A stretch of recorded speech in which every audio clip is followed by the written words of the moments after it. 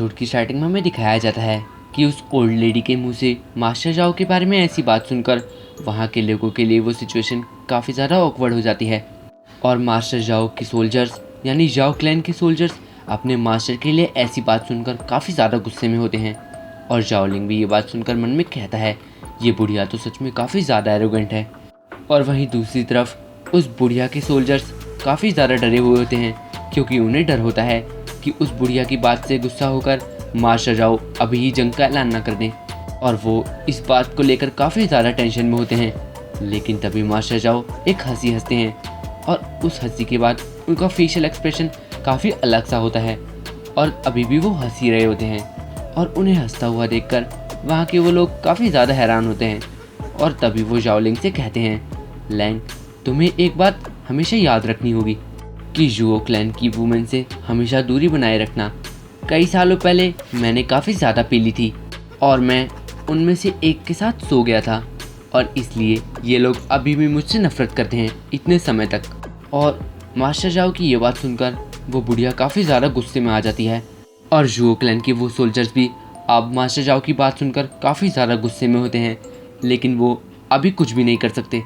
और मास्टर जाओ की ये बात सुनकर जाओलिंग कहता है मैं इस बात को हमेशा याद रखूँगा ग्रैंडफादर, और अपनी पूरी लाइफ में मैं जुओ क्लैन की औरतों के साथ कभी भी संपर्क नहीं बनाऊंगा और ना ही उनके साथ कभी सोऊंगा। और उन दोनों की ये बात सुनने के बाद वो ओल्ड लेडी काफ़ी ज़्यादा गुस्से में होती है और वो कहती है तुम दोनों को बधाई हो, पूरी तरह से किया। और ये कहती हुई वो अभी भी काफ़ी ज़्यादा गुस्से में होती है और उसके आसपास से उसकी स्पिरिचुअल एनर्जी भी आ रही होती है जिससे पता लग रहा होता है कि वो उन दोनों से भिड़ने के मूड में है।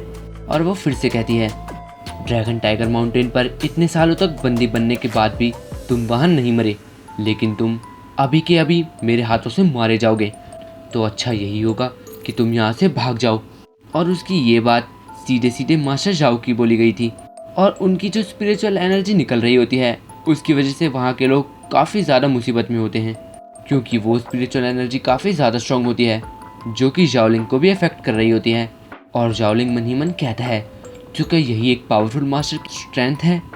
और उस लेडी को ऐसा करता देख मास्टर जाओ भी जोश में आ जाते हैं और वो भी अपनी स्पिरिचुअल पावर को अनलीश करते हैं। और अब उन दोनों की स्पिरिचुअल पावर एक दूसरे के सामने टकरा रही होती है।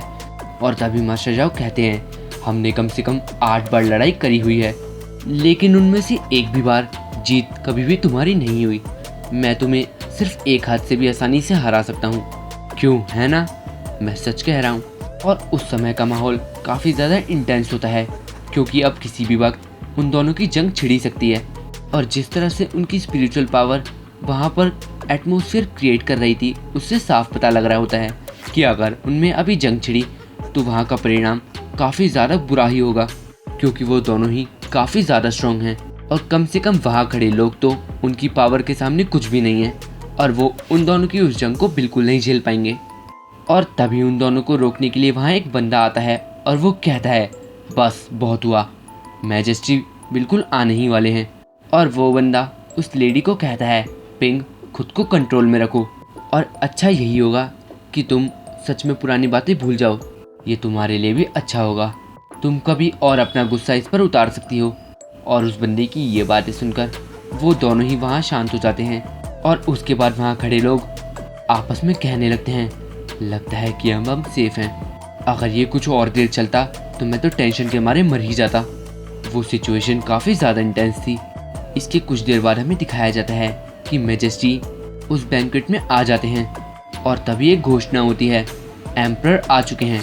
और उनके स्वागत के लिए वहाँ काफ़ी सारे लोग होते हैं जो कि उनका फूल पत्तियों से स्वागत कर रहे होते हैं और उनका नाम ले रहे होते हैं। और तभी जाओलिंग वहाँ के एम्परर को देखकर कहता है तो क्या यही वो लेजेंडरी एम्परर हैं जिनके बारे में मैंने इतना सब कुछ सुना है? इन्हें देखकर तो बिल्कुल भी नहीं लगता कि ये कोई नोबल हैं, देखने से तो ये सिर्फ कोई नशेड़ी लगते हैं और एक वुमेनाइज़र। इसके बाद वो एम्परर कहता है सब लोग खड़े हो जाओ। और वो मास्टर जाओ से कहता है मैं काफ़ी ज़्यादा खुश हूँ मास्टर जाओ कि आप बिल्कुल सही सलामत वापस आ गए। आप मेरे लिए एक गिफ्ट से कम नहीं हैं, और सिर्फ मेरे लिए ही क्यों, आप हमारी पूरी डायनेस्टी के लिए और हमारे हज़ारों लाखों सब्जेक्ट्स के लिए गिफ्ट ही हैं। तो चलिए आपकी वापस आने की खुशी में ये पार्टी शुरू की जाए। और अपने लिए इतनी अच्छी अच्छी बातें सुनकर मास्टर जाओ एम्परर को कहते हैं, आपके इतने काइंड वर्ड्स के लिए शुक्रिया मैजेस्टी। तभी वो एम्परर फिर से कहता है, इस सेलिब्रेशन के पीछे आज एक और भी रीज़न है। मेरी प्यारी प्रिंसेस जीशान आज 17 साल की हो गई है और वो हाल ही में एक्सपर्ट लेवल वॉरियर बनी है और मैंने उसे एक डांस प्रिपेयर करने के लिए कहा था। तो यहाँ जितने भी यंग मैन हैं वो आगे आकर अपनी एबिलिटीज़ को शो कर सकते हैं। और अगर जीशान तुम्हें पसंद करती है तो मैं ये वादा करता हूँ कि मैं उसकी शादी उसी बंदे से कराऊंगा जिसे वो सच में पसंद करेगी। तो ये सुनने में कैसा लगता है? और इसी के साथ ये एपिसोड एंड हो जाता है।